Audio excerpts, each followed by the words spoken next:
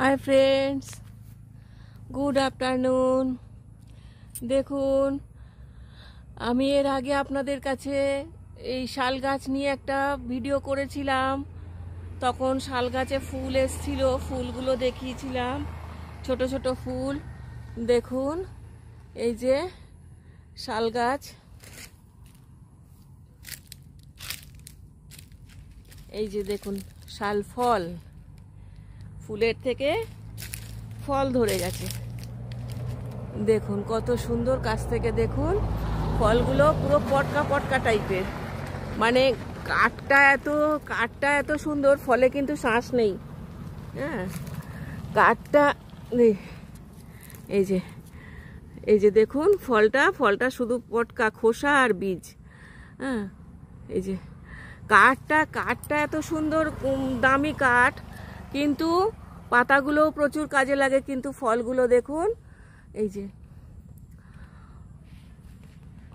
দেখতে সুন্দর খুবই, তবে যে হারে ফুল আসে সেই হারে ফল দাঁড়ায় না।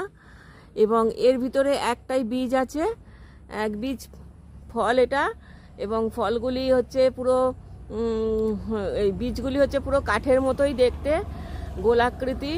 এবং ফলগুলি তো দেখতে পাচ্ছেনই, কভার করা।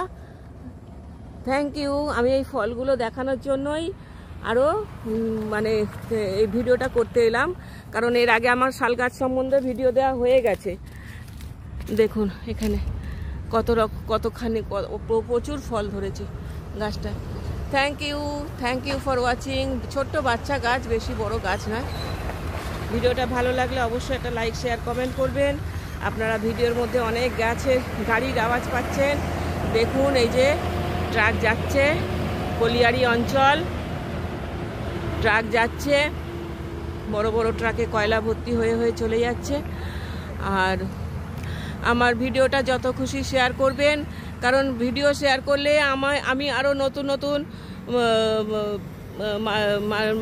মানুষের কাছে পৌঁছাতে পারবো, এবং অনেক স্টুডেন্টরা এর থেকে উপকৃত হবে, কারণ অনেক তথ্য থাকে আমার ভিডিওতে।